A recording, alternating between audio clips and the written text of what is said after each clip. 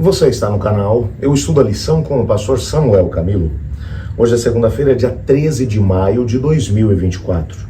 E o tema que estudaremos na nossa lição da Escola Sabatina será Esperando o Tempo.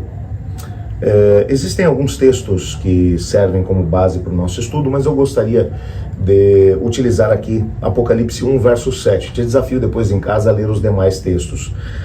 O texto diz assim: eis que vem com as nuvens e todo olho verá, até quantos o transpassaram, e todas as tribos da terra se lamentarão sobre ele, certamente. Amém. Bem, quando olhamos para a Bíblia e para a história, nós percebemos que o assunto da vinda de Jesus, ele sempre gerou algum tipo de dificuldade de compreensão. A primeira vinda de Cristo, por exemplo, foi extremamente mal compreendida pelos apóstolos. Quando você pensa que até a quinta-feira à noite da última semana de Jesus na Terra, o momento em que Cristo Jesus fez a sua grande declaração, lá de Mateus de João capítulo 14, versos 1 a 3, que serve como pano de fundo, como texto base para o nosso estudo da semana. Não se turbe o vosso coração, credes em Deus, credes também em mim, na casa de meu pai há muitas moradas, e se não fosse assim, eu teria dito, virei outra vez, vos receberei para mim mesmo, para que onde eu estou estejais vós também. Foi exatamente até aquele momento, e João vai, de alguma forma, vai mencionar que naquele mesmo dia, os discípulos estavam discutindo, algumas horas antes, para tentar determinar qual deles seria o primeiro-ministro no reino, que eles esperavam que fosse implantado na sexta-feira de Páscoa. Mas ao invés de Jesus estar assentado sobre um trono na sexta-feira de Páscoa, Cristo Jesus, na verdade, estava sendo pregado na cruz. Não é à toa que os discípulos desapareceram. Eles ficaram trancados no cenáculo com medo de que eles também pudessem ser presos e sofressem a mesma situação de Cristo Jesus. Quando você olha para isso, você percebe que eles não haviam compreendido. Eles levaram muito tempo para compreender. Aliás, quando você vai olhar para Atos no capítulo 1, o Lucas, ele vai mencionar que Cristo Jesus, depois da ressurreição, ele durante 40 dias apareceu várias vezes aos discípulos. Cerca de 500 pessoas foram testemunhas desses encontros de Jesus com os apóstolos e com os seus demais seguidores. E durante cada um desses encontros, o teor da conversa, da discussão de Jesus com os apóstolos era a natureza do reino. Ele queria que eles entendessem as questões ligadas ao reino. Entretanto, ao invés de entenderem, de compreenderem as questões ligadas ao reino, eles, na verdade, estavam tremendamente preocupados ainda em tentar entender as profecias do Antigo Testamento que falavam da grandeza do Messias e assim por diante. É tanto que, no último encontro de Jesus com eles, Jesus tinha acabado de dizer: olha, eu estou subindo para o Pai, agora vão por todo mundo, preguem o Evangelho, fiquem em Jerusalém até que do alto sejais revestidos de poder. Jesus estava falando a respeito disso, quando um dos discípulos levantou a mão e falou: Senhor, posso fazer uma última pergunta? E Jesus disse: pode perguntar. E ele pergunta: vai ser esse o tempo que o Senhor vai restaurar o reino de Israel?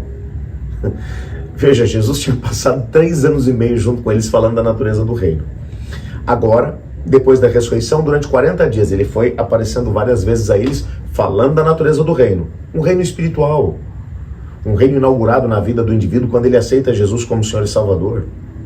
Um reino que é o reino da graça, que alcança os perdidos e que dá a eles esperança, porque o reino da glória começa por ocasião do retorno de Jesus, quando então o mal será banido do nosso corpo e o que é mortal será revestido de mortalidade e assim por diante. Portanto, quando você vai olhar para a Bíblia, você vai descobrir exatamente isso. Os discípulos tiveram extrema dificuldade para compreender a natureza do reino, mas extrema dificuldade. Bem, quando você vai olhar para os reformadores, eles foram compreender a natureza do reino de Cristo, tinham a ideia da vinda literal de Cristo Jesus, boa parte deles.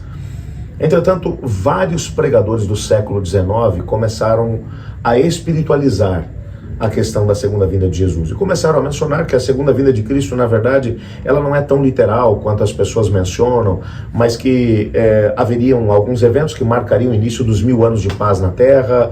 E aí, então, só lá no final, Cristo Jesus acabaria vindo para poder realmente estar junto com as pessoas, mas que Era tudo muito etéreo, e isso trouxe para boa parte do mundo cristão uma espécie de frieza espiritual.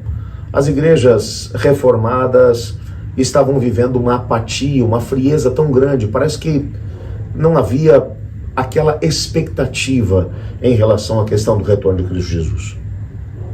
Nesse contexto é que vai surgir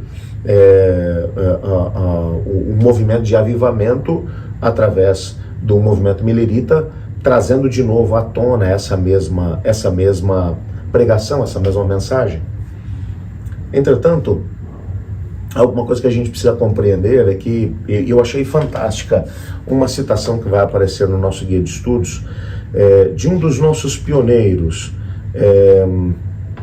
Deixa eu achar aqui essa citação, porque ela vale a pena ser compartilhada aqui. Um dos nossos pioneiros, o seu nome é Luther Warren, que ele dizia aos jovens, ele dizia mais ou menos o seguinte: a única maneira de estar pronto para a segunda vinda de Cristo é se preparar e permanecer pronto o tempo todo. Quando a gente para poder pensar nisso e entende, não existe como nós espiritualizarmos a questão da vinda de Jesus. O texto mesmo que lemos há pouco, de Apocalipse capítulo 1, verso 7, diz que todo olho verá. Não existe margem para podermos acreditar numa vinda espiritualizada. Não, Jesus virá de forma literal, palpável. Teremos a possibilidade de poder vê-lo, bem como os santos anjos que o acompanharão. A grande questão é se nós estaremos preparados ou não para esse mesmo encontro. Mas a grande questão que hoje a gente deve se fazer, o grande questionamento que nós devemos fazer a nós mesmos é: será que hoje eu realmente tenho pressa para a vinda de Jesus? Será que eu realmente estou ansioso por ver Jesus voltar? Ou será que eu estou mais preocupado com os meus próprios interesses e deixando os interesses do reino de Deus em segundo plano? Hoje, para podermos estar preparados para o retorno de Jesus, nós realmente precisamos entender que esse processo de preparação ele tem que ser contínuo.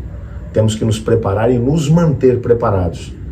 Quer Jesus venha hoje, quer venha daqui a 100 anos. Mas, enquanto estivermos por aqui, somos chamados a permanecer firmes até que Cristo venha.